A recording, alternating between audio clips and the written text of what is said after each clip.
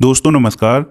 दोस्तों एनसीईआरटी श्रृंखला में आज की वीडियो में आप पढ़ेंगे 8वीं कक्षा के भूगोल का अध्याय 3 खनिज और शक्ति संसाधन। इस अध्याय में आप जानेंगे खनिज क्या है, खनिजों के प्रकार तथा खनिजों का वैश्विक वितरण किस प्रकार से है। इसके अलावा प्रमुख शक्ति संसाधन और इनके प्रकार कौन कौन से हैं। दोस्तों इस अध्याय को शुरू करने से पहले एक घटना है, कहानी के माध्यम से देखते हैं। किरी एक लड़की है जो सुकांत से मिलने धनबाद के निकट उसके पैतृक स्थान पर जा रही थी। किरी विशाल काले क्षेत्र को देखकर आश्चर्यचकित थी। सुकांत, यह स्थान इतना काला और धूल भरा क्यों है? उसने पूछा। यह कोयला खदान के निकट होने के कारण है। और क्या आप वहां ट्रकों को देख रही हो? ये सभी खनिज कोयले को ले जा रहे हैं, सुकांत ने उत्तर दिया। तो किरी ने पूछा कि खनिज क्या है? सुकांत कहता है, आपने किसी नानबाई को बिस्कुट बनाते देखा है? उसमें आटा, दूध, चीनी और कभी कभी अंडे को मिलाया जाता है। जब आप पके हुए बिस्कुट खाते हैं तो क्या आप इसके अवयवों को पृथक रूप से देख सकते हैं? जिस प्रकार बिस्कुट में मिली हुई कई वस्तुओं को आप नहीं देख सकते, उसी प्रकार इस पृथ्वी पर चट्टानों में कई प्रकार के पदार्थ मिले होते हैं जो खनिज कहलाते हैं। ये खनिज पृथ्वी की चट्टान परपटी पर सभी जगह फैले हुए हैं। दोस्तों प्राकृतिक रूप से प्राप्त होने वाला पदार्थ जिसका निश्चित रासायनिक संगठन हो वह एक खनिज होता है। खनिज सभी स्थानों पर समान रूप से वितरित नहीं होता है। कहीं पर कोई खनिज अधिक मात्रा में पाया जाता है और कहीं पर कम या नहीं पाया जाता है।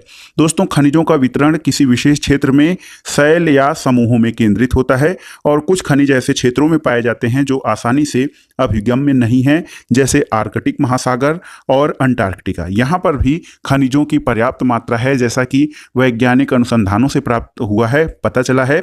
लेकिन यहाँ पर अभी खनिजों का दोहन या खनिज संसाधनों का जो है उसको निष्कर्षण नहीं किया गया है।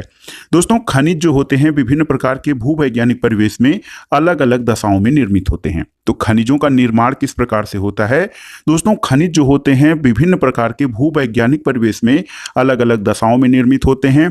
वे बिना किसी मानवीय हस्तक्षेप के प्राकृतिक प्रक्रियाओं द्वारा निर्मित होते हैं और वे अपने भौतिक गुणों जैसे रंग, घनत्व, कठोरता और रासायनिक गुणों तथा विलेयता के आधार पर पहचाने जा सकते हैं। अब आइए जानते हैं खनिजों के प्रमुख प्रकार कौन से होते हैं। दोस्तों पृथ्वी पर 3000 से अधिक खनिज पाए जाते हैं और संरचना के आधार पर खनिजों को धात्विक और अधात्विक खनिजों में वर्गीकृत किया जा सकता है। जैसे खनिज दो प्रकार के हैं, धात्विक खनिज और अधात्विक खनिज। धात्विक खनिज में दो प्रकार के खनिज होते हैं, एक लौह खनिज और दूसरे अलौह खनिज। दोस्तों धात्विक खनिज में जो है धातु कच्चे रूप में प्राप्त होती है और ये धातुएं कठोर पदार्थ होते हैं जो ऊष्मा और विद्युत को संचालित करती हैं और जिनमें विद्युत या चमक की विशेषता होती है। धात्विक खनिज ये है, ये धातु कच्चे रूप में होती हैं, धातुएं कठोर पदार्थ हैं, इसमें ऊष्मा और विद्युत का संचालन हो सकता है, इनमें चमक होती है। लौह अयस्क, बॉक्साइड, मैग्नीज अयस्क इनके कुछ उदाहरण है। धात्विक खनिज जो होते हैं लौह अथवा अलौह हो सकते हैं। लौह खनिज जैसे मैग्नीज और क्रोमाइट में लोहा होता है, अलौह खनिज में लोहा नहीं होता है, लेकिन कुछ अन्य धातु जैसे सोना, चांदी, तांबा या सीसा भी हो सकती हैं और ये भी अलौह खनिजों के उदाहरण हैं। दोस्तों अधात्विक खनिज वे होते हैं इनमें धातुएं नहीं होती हैं, जैसे चूना पत्थर, अभ्रक और जिप्सम।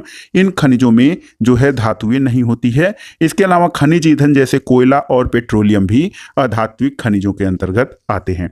दोस्तों खनिजों को खनन के द्वारा, प्रवेधन के द्वारा, आखनन के द्वारा निष्कर्षित किया जा सकता है। यहां पर देखिए बॉक्स में आपके लिए तथ्य है कि क्या आप जानते हैं शैल या राख जो होता है दोस्तों ये खनिज अवयवों के अनिश्चित संगठन वाले एक या एक से अधिक खनिजों का एक समूहन होता है। शैल जिनसे खनिजों का खनन किया जाता है उन्हें अयस्क कहते हैं और एक प्रकार से 2800 से अधिक खनिजों की पहचान की गई है, जिनमें से केवल लगभग 100 अयस्क खनिज समझे जाते हैं।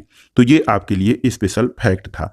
दोस्तों खनिजों का निष्कर्षण किस प्रक्रिया द्वारा होता है? तो यहाँ पर देखिए खनिजों को खनन के द्वारा, प्रवेधन के द्वारा और आखनन के द्वारा। खनन में विद्युत खनन, विवृत खनन और कृषि खनन, इन दो प्रक्रियाओं द्वारा इनका निष्कर्षण किया जाता है। दोस्तों पृथ्वी की सतह के अंदर दबी शैलों में खनिजों को बाहर निकलने की प्रक्रिया खनन कहलाती है। वो खनिज जो कम गहराई में स्थित होते हैं वे पृष्ठीय स्तर को हटाकर निकाले जाते हैं, इससे विवृत खनन कहते हैं। और गहन खनन वेधन जिन्हें क्रीपक कहा जाता है, अधिक गहराई में होने के कारण इन खनिजों के निक्षेपों तक पहुंच बनाए जाते हैं, जिनको कि कूपक खनन कहा जाता है। इसके लिए कुएं बनाए जाते हैं। कूपक खनन दोस्तों पेट्रोलियम, प्राकृतिक गैस, इन सब के खनन के लिए किया जाता है, क्योंकि ये गैस के धरातल के बहुत नीचे पाए जाते हैं और इन्हें बाहर निकालने के लिए गहन कुओं या कूपों की खुदाई की जाती है। इसको प्रवेधन कहा जाता है। सतह के निकट स्थित खनिजों को जिस प्रक्रिया द्वारा आसानी से खोदकर निकाला जाता है उन्हें आखनन कहते हैं। दोस्तों अब आइए जानते हैं खनिजों का वितरण। शुरुआत में ही आपने देखा था कि जो खनिज हैं उनका वितरण एक समान नहीं है। खनिज विभिन्न प्रकार की शैलों में पाए जाते हैं, कुछ आग्नेय शैलों में पाए जाते हैं, कुछ कार्यांतरित शैलों में, जबकि कुछ अन्य अवसादी शैलों में पाए जाते हैं।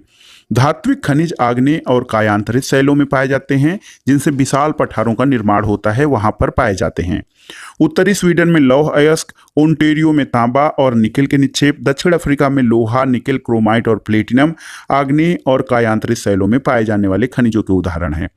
मैदानों और नवीन बलित पर्वतों के अवसादी शैल समूहों में अधात्विक खनिज जैसे चूना पत्थर पाए जाते हैं। फ्रांस के काकेसस प्रदेश में चूना पत्थर निक्षेप, जॉर्जिया और यूक्रेन के मैग्नीज निक्षेप और अल्जीरिया के फास्फेट अस्तर इसके प्रमुख उदाहरण हैं। इसके अलावा खनिज ईंधन जैसे कोयला और पेट्रोलियम अवसादी स्तर में पाए जाते हैं। तो खनिजों का विस्तार या खनिजों का जो वितरण होता है वो शैलों की मात्रा पर निर्भर करती है। यहाँ पर देखिए विश्व में लोहे, तांबे और बॉक्साइट का वितरण किस प्रकार से जो है दिखाया गया है। दोस्तों एशिया महाद्वीप में अगर जो आप देखें तो चीन और भारत के पास विशाल लौह अयस्क निक्षेप हैं और यह महाद्वीप दुनिया के आधे से अधिक टिन उत्पादन भी करता है। चीन, मलेशिया और इंडोनेशिया विश्व के अग्रणी टिन उत्पादकों में है। चीन सीसा, एंटीमनी और टंगस्टन के उत्पादन में भी आगे है। एशिया में मैग्नीज, बॉक्साइट, निकिल, जस्ता और तांबा के निक्षेप भी पाए जाते हैं। दोस्तों यूरोप महाद्वीप, तो यूरोप विश्व में लौह अयस्क का सबसे अग्रणी उत्पादक है। रूस, यूक्रेन, स्वीडन और फ्रांस लौह अयस्क के विशाल निक्षेप वाले देश हैं और तांबा, सीसा, जस्ता, मैग्नीज और निकिल खनिजों के निक्षेप पूर्वी यूरोप और यूरोपीय रूस में पाए जाते हैं। उत्तरी अमेरिका महाद्वीप, तो दोस्तों उत्तरी अमेरिका में खनिज निक्षेप 3 क्षेत्रों में हैं। ग्रेट लेक के उत्तर में कनाडियन शील्ड प्रदेश, अपलेशियन प्रदेश और पश्चिम की पर्वत श्रृंखलाएं। लौह अयस्क, निकिल, सोना, यूरेनियम और तांबा का खनन कनाडियन शील्ड प्रदेश से किया जाता है, जबकि कोयले का अपलेशियन प्रदेश में होता है और पश्चिमी कार्डिलेरा में तांबा, सीसा, जस्ता, सोना और चांदी के विशालतम निक्षेप हैं। दक्षिण अमेरिका महाद्वीप में दोस्तों तो यहाँ पर ब्राजील विश्व में उच्च कोटि के लौह अयस्क का सबसे बड़ा उत्पादक है। चिली और पेरू तांबे के अग्रणी उत्पादक हैं। ब्राजील और बोलीविया विश्व में टिन के सबसे बड़े उत्पादकों में हैं और दक्षिण अमेरिका के पास सोना, चांदी, जस्ता, क्रोमियम, मैग्नीज, बॉक्साइट, अभ्रक, प्लेटिनम, एस्बेस्टस और हीरा के विशाल निक्षेप हैं। खनिज तेल वेनेजुएला, अर्जेंटीना, चिली, पेरू और कोलंबिया में पाया जाता है। अफ्रीका महाद्वीप में, तो दोस्तों अफ्रीका महाद्वीप खनिज संसाधनों की दृष्टि से अत्यधिक धनी है। यहाँ पर हीरा, सोना और प्लेटिनम का विश्व में सबसे बड़ा या यहाँ पर सबसे अधिक उत्पादन होता है। दक्षिण अफ्रीका, जिम्बाब्वे और जायरे विश्व के सोने का एक बड़ा भाग उत्पादित करते हैं। यहाँ पर तांबा, लौह अयस्क, क्रोमियम, यूरेनियम, कोबाल्ट और बॉक्साइट दक्षिण अफ्रीका में पाए जाते हैं। इसके अलावा तेल नाइजीरिया, लीबिया और अंगोला में पाया जाता है। ऑस्ट्रेलिया महाद्वीप, तो ऑस्ट्रेलिया विश्व में बॉक्साइट का सबसे बड़ा उत्पादक है। यह सोना, हीरा, लौह अयस्क, टिन और निकिल का अग्रणी उत्पादक है और यह तांबा, सीसा, जस्ता और मैग्नीज में भी संपन्न है। पश्चिमी ऑस्ट्रेलिया के कालगोरली और कूलगार्डी क्षेत्र में सोने के सबसे बड़े निक्षेप हैं। अंटार्कटिका दोस्तों, तो अंटार्कटिका विभिन्न खनिज निक्षेपों पूर्वानुमान से कुछ संभवतः विशाल के लिए अंटार्कटिका का भूविज्ञान पर्याप्त रूप से सुप्रसिद्ध है। ट्रांस अंटार्कटिक पर्वत और कोयले और पूर्व अंटार्कटिक के प्रिंस चार्ल्स पर्वत के निकट लोहे के महत्वपूर्ण मात्रा में निक्षेपों का पूर्वानुमान किया गया है और लौह अयस्क, सोना, चांदी और तेल भी वाणिज्यिक मात्रा में उपलब्ध है। दोस्तों हीरा के बारे में क्या आपको पता है कि हीरा एक दुर्लभ हीरा है। हरा हीरा या ग्रीन डायमंड जो होता है एक दुर्लभतम हीरा है और विश्व की प्राचीनतम शैलें पश्चिमी ऑस्ट्रेलिया में हैं। वे 430 करोड़ वर्ष पूर्व बने और पृथ्वी के निर्माण के मात्र 30 करोड़ वर्ष बाद इसका निर्माण हुआ था। अब आइए देखते हैं दोस्तों खनिजों का भारत में वितरण। दोस्तों खनिज जो है इनका भारत में वितरण जो है, सबसे पहले देखेंगे लोहा। तो भारत में उच्च कोटि के लौह अयस्क के निक्षेप पाए जाते हैं और ये खनिज मुख्यतः झारखंड, उड़ीसा, छत्तीसगढ़, मध्य प्रदेश, गोवा, महाराष्ट्र और कर्नाटक में पाया जाता है।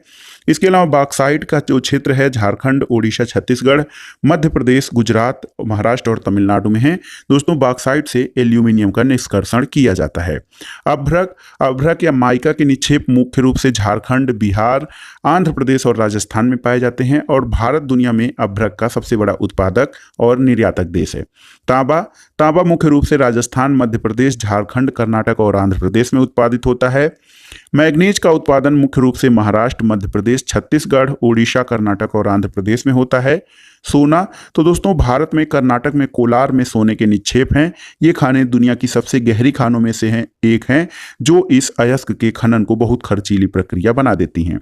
चूना पत्थर, तो भारत में चूना पत्थर उत्पादन करने वाले महत्वपूर्ण राज्य बिहार, झारखंड, उड़ीसा, मध्य प्रदेश, छत्तीसगढ़, राजस्थान, गुजरात और तमिलनाडु हैं। यहाँ पर देखिए चित्र में चूना पत्थर का खनन दिखाया गया है और राजस्थान की सांभर झील से नमक का निष्कर्षण किस प्रकार से किया जा रहा है वो इस चित्र में दिखाया गया है। नमक, तो दोस्तों नमक समुद्र, झील और सैलों से प्राप्त किया जाता है और भारत नमक का अग्रणी उत्पादक और निर्यातक है।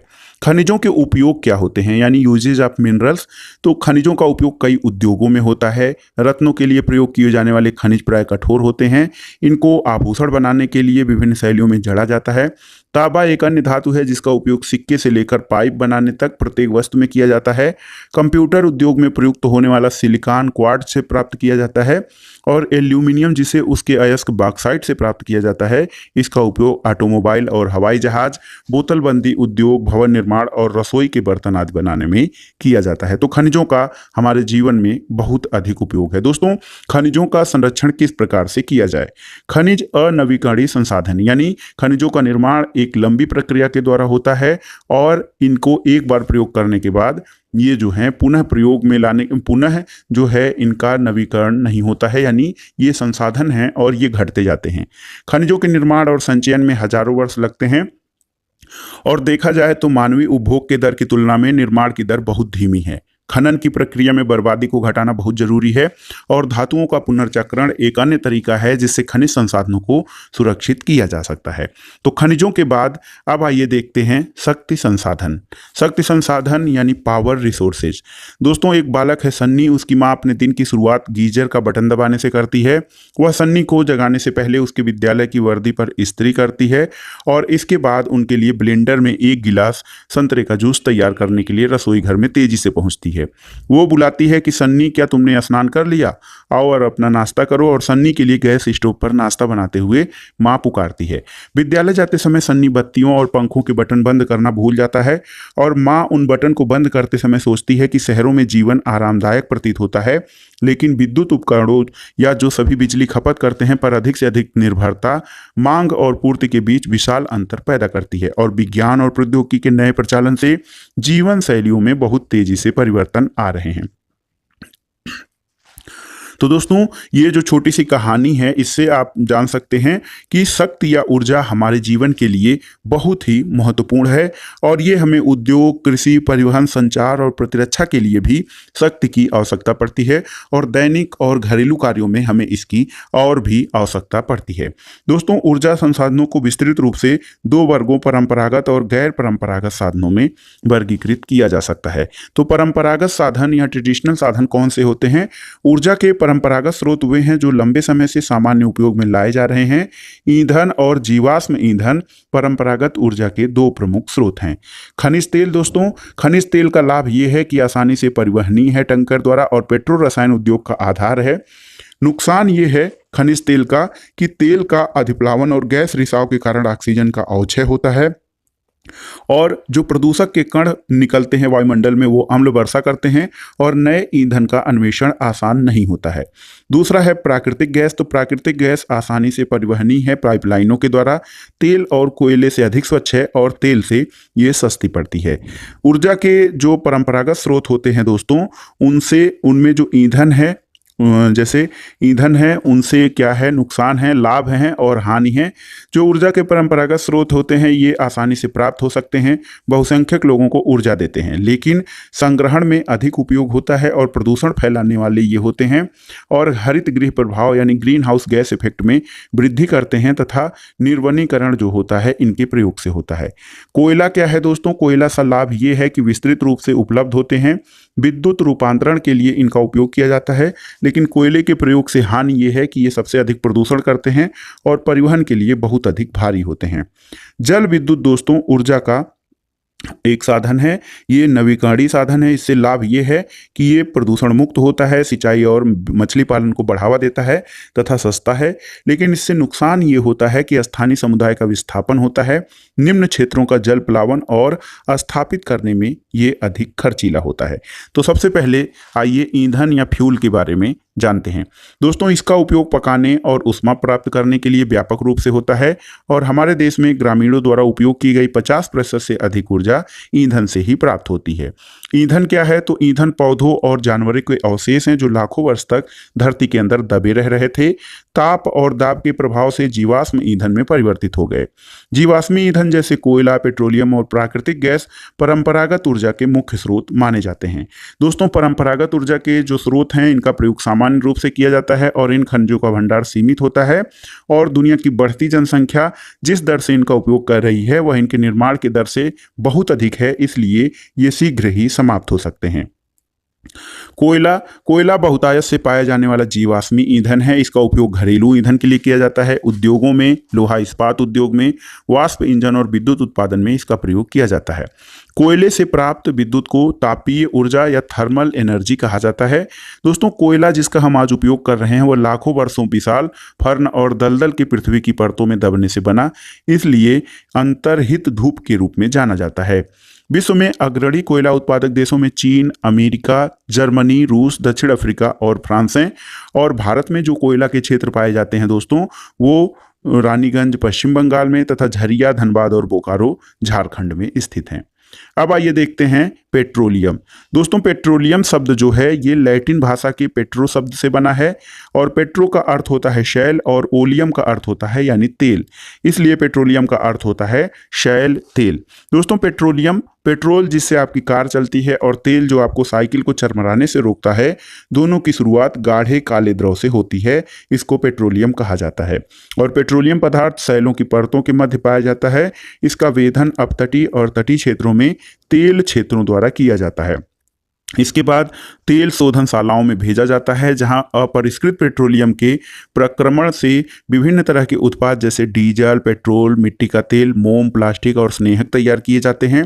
पेट्रोलियम और इससे बने उत्पादों को काला सोना कहा जाता है क्योंकि ये बहुत अधिक मूल्यवान होते हैं और पेट्रोलियम के मुख्य उत्पादक देश जो हैं वो ईरान, इराक, सऊदी अरब और कतर हैं। अन्य मुख्य उत्पादक देशों में संयुक्त राज्य अमेरिका, रूस, वेनेजुएला और अल्जीरिया हैं।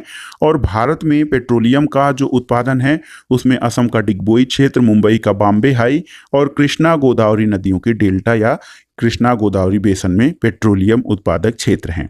दोस्तों क्या आप जानते हैं संपीड़ित प्राकृतिक गैस जिसको सीएनजी कहा जाता है एक पर्यावरण हितैषी ऑटोमोबाइल ईंधन है क्योंकि यह पेट्रोलियम और डीजल की तुलना में बहुत कम प्रदूषण करती है। अब ऊर्जा के स्रोत के रूप में आइए देखते हैं प्राकृतिक गैस या नेचुरल गैस। तो नेचुरल गैस पेट्रोलियम निक्षेपों के साथ पाई जाती है और तब निर्मुक्त होती है जब अपरिष्कृत तेल को धरातल पर लाया जाता है। इसका प्रयोग घरेलू और वाणिज्यिक ईंधन के रूप में किया जाता है। रूस, नॉर्वे, यूके और नीदरलैंड प्राकृतिक गैस के प्रमुख उत्पादक हैं। भारत में यदि प्राकृतिक गैस उत्पादन की बात की जाए तो भारत में जैसलमेर, कृष्णा गोदावरी डेल्टा क्षेत्र, त्रिपुरा और मुंबई के कुछ अपतटीय क्षेत्रों में, अपतटीय क्षेत्र वो हैं जो समुद्र तट में हैं, तो उसमें प्राकृतिक गैस के संसाधन पाए जाते हैं। और हमारे द्वारा जीवाश्मी ईंधनों का उपभोग की तीव्र वृद्धि ने चिंताजनक दर से इन्हें समाप्ति तक पहुंचा दिया है और इन ईंधनों के जलने से निकलने वाले विषैले प्रदूषक भी चिंता का विषय होते हैं। जीवाश्मी ईंधन का अनियंत्रित जलना अनियंत्रित टोटी के टपकने के समान है जो अंततः सूख जाती है और इसने हमारा ध्यान ऊर्जा के विभिन्न गैर परंपरागत स्रोतों के दोहन की ओर बढ़ाया है जो कि जीवाश्मी ईंधन से अच्छे ऊर्जा के स्रोत हैं। अब आइए देखते हैं जल विद्युत या हाइड्रो एनर्जी, हाइड्रो इलेक्ट्रिसिटी के बारे में। दोस्तों, बांध हमारे इसमें जल, वर्षा का जल अथवा नदी का जल ऊंचाई के गिराने के लिए संग्रहित किया जाता है और बांध के अंदर से पाइप के द्वारा बहता हुआ जल बांध के नीचे स्थित टरबाइन के ऊपर गिरता है और घूमते हुए जो ब्लेड होते हैं जनरेटर को विद्युत के लिए घुमाते हैं। यह जल विद्युत कहलाता है, यानी हाइड्रो पावर। और विद्युत उत्पन्न करने के बाद जो जल बहता है उसके द्वारा सिंचाई में उसका उपयोग कृषि के लिए किया जाता है। दुनिया की ऊर्जा का 1/4 हिस्सा जल विद्युत से प्राप्त होता है और विश्व में जल विद्युत के अग्रणी उत्पादक देशों में पराग्वे, नॉर्वे, ब्राजील और चीन है। भारत में कुछ महत्वपूर्ण जल विद्युत केंद्र जैसे भाखड़ा नांगल, गांधी सागर, नागार्जुन सागर और दामोदर नदी घाटी परियोजनाएं हैं। यहाँ पर देखिए किस प्रकार से जल विद्युत उत्पादन जो है किया जा रहा है। यहाँ पर देखिए बांधों में पानी इकट्ठा किया गया है और जनरेटरों की सहायता से इस टरबाइन को चलाया जा रहा है, जिससे कि विद्युत उत्पन्न होकर ये हमारे घरों तक आती है। दोस्तों, आपको जानकारी होनी चाहिए कि दुनिया का पहला जल विद्युत उत्पन्न करने वाला देश नॉर्वे था। तो नॉर्वे हाइड्रो इलेक्ट्रिसिटी उत्पन्न करने वाला पहला देश है। ये तो हमने देखे ऊर्जा के परंपरागत स्रोत। अब आइए देखते हैं ऊर्जा के गैर परंपरागत स्रोत। दोस्तों, जीवाश्मी ईंधनों के बढ़ते उपयोग से ऊर्जा के गैर परंपरागत स्रोत का अभाव उत्पन्न हो रहा है और ऐसा अनुमान किया जा रहा है कि यदि वर्तमान दर से इनका उपभोग लगातार होता रहा तो इन ईंधनों के भंडार समाप्त हो जाएंगे। इसके अलावा इनका उपयोग पर्यावरणीय प्रदूषण भी पैदा करता है। इसलिए गैर परंपरागत ऊर्जा स्रोत जैसे सौर ऊर्जा, पवन ऊर्जा, ज्वारीय ऊर्जा जो कि नवीकरणीय हैं और ये समाप्त नहीं होने वाले हैं, इनके उपयोग करने की आवश्यकता है और इनका प्रयोग भी बढ़ रहा है। सबसे पहले देखते हैं पवन ऊर्जा या विंड एनर्जी। तो पवन ऊर्जा का लाभ ये है कि ये प्रदूषण मुक्त होता है। एक बार स्थापित हो जाने के बाद विद्युत उत्पादन की कम लागत होती है और ये सुरक्षित तथा साफ होता है। इसके हानि जो है, इनसे ध्वनि प्रदूषण होता है, पवन चक्कियों को स्थापित करना महंगा है, रेडियो और दूरदर्शन के प्रसारण संकेतों में बाधा होते हैं और पक्षियों के लिए हानिकारक होता है। सौर ऊर्जा या सोलर एनर्जी, दोस्तों, इसका लाभ ये है कि ये कभी समाप्त नहीं हो सकती है, प्रदूषण मुक्त है। लेकिन जो हानियां हैं उसमें ये है कि सौर ऊर्जा का प्रयोग खर्चीला है, स्रोत के विस्तृत होने से ऊर्जा की बर्बादी होती है। ज्वारीय ऊर्जा गैर परंपरागत ऊर्जा या नवीकरणीय ऊर्जा का प्रमुख स्रोत है। इसका लाभ ये है कि ये प्रदूषण मुक्त होता है और कभी समाप्त नहीं होता है। हानि ये है कि वन्य जीव आवास नष्ट होते हैं और दोहन में कठिन होता है। दोस्तों, परमाणु ऊर्जा तो ऊर्जा के गैर परंपरागत स्रोतों में आता है। इससे बड़ी मात्रा में ऊर्जा का उत्पादन किया जा सकता है, लेकिन इसका नुकसान ये है कि परमाणु ऊर्जा से रेडियो एक्टिव व्यर्थ उत्पन्न होता है और ये अधिक खर्चीला होता है। बायोगैस, दोस्तों, एक अन्य गैर परंपरागत ऊर्जा स्रोत है। इसका कम लागत आता है, उपयोग में आसान है। जैव व्यर्थ का उपयोग इसमें खेती में किया जा सकता है और बायोगैस का उत्पादन किया जाता है। जबकि नुकसान इसका यह है कि इससे हरित गृह प्रभाव का जो है वृद्धि होती है। भूतापी ऊर्जा यानी जियोथर्मल एनर्जी, इसका लाभ ये है कि ये स्वच्छ, पर्यावरण हितैषी और हर समय उपलब्ध होने वाला है। लेकिन हानि ये है कि शहर से बहुत दूर स्थित होने के कारण विद्युत वहन खर्चीला होता है। तो इस चार्ट में आपने देखा कि किस प्रकार से जो है वो गैर परंपरागत ऊर्जा लाभकारी और नुकसानदेह है। सबसे पहले आइए देखते हैं सौर ऊर्जा के बारे में। तो दोस्तों, सूर्य की उष्मा और प्रकाश ऊर्जा हमारे द्वारा प्रतिदिन अनुभव किया जाता है। सूर्य से प्राप्त सौर ऊर्जा और विद्युत सिरों में विद्युत उत्पन्न करने के लिए प्रयोग में लाई जाती है। और यहाँ पर देखिए सौर ऊर्जा प्राप्त करने के लिए सौर सेलों का पैनल लगाया जाता है, जिससे कि ये हमारे लिए ऊर्जा उत्पादन करती हैं। दोस्तों, धूप जहाँ पर विषुवतीय क्षेत्रों में या भूमध्य रेखीय क्षेत्रों में उष्णकटिबंधीय देशों के लिए सौर ऊर्जा का उपयोग बहुत ही महत्वपूर्ण होता है। पवन ऊर्जा या विंड एनर्जी ये एक कभी न समाप्त होने वाला स्रोत है और पवन चक्कियों का उपयोग अनाजों को पीसने और जल निकालने के लिए बहुत समय से चलता आ रहा है। और वर्तमान में पवन चक्कियों में तीव्र गति से चलती हवाएं पवन चक्की को घुमाती हैं, जो विद्युत उत्पादन करने के लिए जनरेटर से जुड़ी होती हैं। और पवन चक्कियों की सहायता से बहुत अधिक ऊर्जा प्राप्त की जा सकती है। पवन farm Netherlands, Germany, Denmark, UK, USA तथा स्पेन में पाए जाते हैं। परमाणु ऊर्जा, तो दोस्तों परमाणु ऊर्जा प्राकृतिक तौर से प्राप्त रेडियो सक्रिय पदार्थ जैसे यूरेनियम और थोरियम के परमाणुओं के केंद्रक में संग्रहित ऊर्जा से प्राप्त की जाती है। और परमाणु ऊर्जा का जो स्रोत होता है ये नाभिकीय रिएक्टरों में नाभिकीय विखंडन से गुजरते हैं और उत्सर्जित ऊर्जा की प्राप्ति होती है। परमाणु ऊर्जा के सबसे बड़े उत्पादक जो हैं संयुक्त राज्य अमेरिका और यूरोप हैं। भारत में राजस्थान और झारखंड के पास यूरेनियम के भंडार पाए जाते हैं। थोरियम दोस्तों विशाल मात्रा में केरल के मोनाजाइट बालू में पाया जाता है और ये भी भारत में परमाणु ऊर्जा के लिए बहुत ही महत्वपूर्ण है। भारत में परमाणु ऊर्जा केंद्र तमिलनाडु के कालपक्कम, महाराष्ट्र के तारापुर, राजस्थान में कोटा, राणा प्रताप सागर तथा उत्तर प्रदेश में नरौला बुलंदशहर और कर्नाटक में कैगा में लगाए गए हैं। देखिए यहाँ पर परमाणु ऊर्जा प्राप्त करने की विधि किस प्रकार दर्शाई गई है। ये नाभिकीय रिएक्टर होता है, यहाँ पर जो रेडियो एक्टिव पदार्थ हैं वो रखे जाते हैं, इनमें विखंडन कराया जाता है और इस ऊर्जा से जो है गर्म जल को जो है हम टरबाइन तक भेजा जाता है जिससे जनरेटर चलता है और इससे बिजली उत्पन्न होती है। अब आइए देखते हैं दोस्तों भूतापीय ऊर्जा। दोस्तों ताप ऊर्जा जो पृथ्वी से प्राप्त की जाती है भूतापीय ऊर्जा कहलाती है और पृथ्वी के अंदर गहराई बढ़ने के साथ साथ तापमान में लगातार वृद्धि होती जाती है। कभी कभी यह तापमान ऊर्जा भू सतह पर गर्म जल के झरनों के रूप में प्रकट हो सकती है और यह तापीय ऊर्जा शक्ति उत्पादन करने में बहुत ही महत्वपूर्ण है। वर्षों से गर्म जल के स्रोतों के रूप में भूतापीय ऊर्जा को खाना बनाने और उष्मा आदि प्राप्त करने के लिए नहाने के लिए प्रयोग में लाई जाती है। दोस्तों दुनिया का पहला ज्वारीय ऊर्जा स्टेशन फ्रांस में बनाया गया था। तो आइए देखते हैं ज्वारीय ऊर्जा क्या है। समुद्र में ज्वार आता है और भाटा। ज्वार जो है समुद्री तल का या जो जल है उसको ऊपर उठने को ज्वार कहा जाता है। तो ज्वार से उत्पन्न ऊर्जा को ज्वारीय ऊर्जा कहा जाता है। इस ऊर्जा का दोहन समुद्र के सकरे मुहाने में बांध के निर्माण से किया जाता है। उच्च ज्वार के समय ज्वारों की ऊर्जा का उपयोग बांध में स्थापित टरबाइन को घुमाने के लिए किया जाता है। रूस, फ्रांस और भारत में कच्छ की खाड़ी में विशाल ज्वारीय मिल के क्षेत्र हैं। यहाँ पर देखिए निम्न ज्वार भाटा का उपयोग विद्युत उत्पन्न करने में किस प्रकार से किया जा रहा है। अब आइए देखते हैं दोस्तों नवीकरणीय ऊर्जा के स्रोतों में बायोगैस। तो बायोगैस जो है वो जैविक अपशिष्ट जैसे मृत पौधे और जंतुओं के अवशेषों, पशुओं के गोबर, रसोई के अपशिष्ट को गैसीय ईंधन में बदला जाता है। इसको बायोगैस कहा जाता है। जैविक अपशिष्ट बैक्टीरिया द्वारा बायोगैस संयंत्र में अपघटित होते हैं जो कि अनिवार्य रूप से मीथेन और कार्बन डाइऑक्साइड का मिश्रण होते हैं।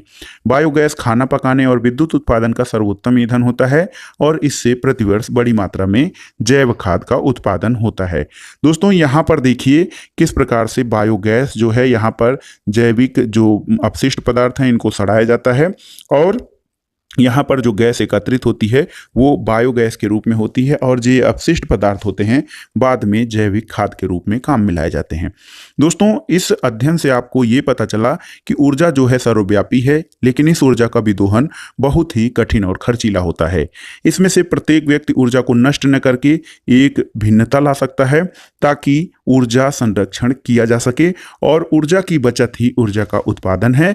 इसलिए हमें ऊर्जा संरक्षण के लिए विशेष रूप से प्रयास और उसके लिए जागरूकता फैलानी चाहिए। तो दोस्तों ये था एनसीईआरटी भूगोल 8वीं कक्षा का अध्याय 3 खनिज और शक्ति। वीडियो आपको कैसा लगा हमें कमेंट बॉक्स में जरूर बताइएगा। वीडियो को लाइक करें, शेयर करें। वीडियो देखने के लिए धन्यवाद दोस्तों। नमस्कार।